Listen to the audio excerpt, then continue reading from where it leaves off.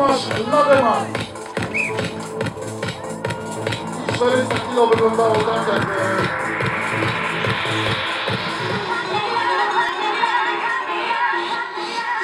Troszkę Sławek zmienił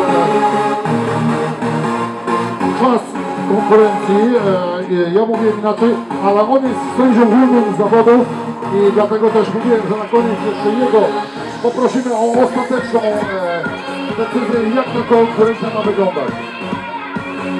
Informuję też każdego zawodnika, nikt nie może popełnić błędu na zasadzie, bo nie wiedziałeś, każdy wie co ma robić.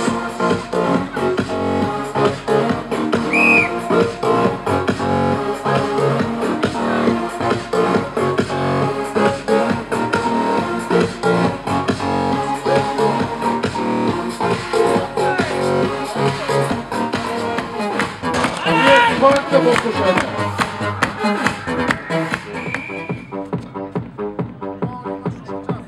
Zacząłem mówić troszkę wcześniej, że zawodnicy są czymś odklejeni.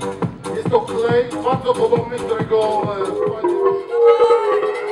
Tomasz Lademan. Proszę podnieść raz.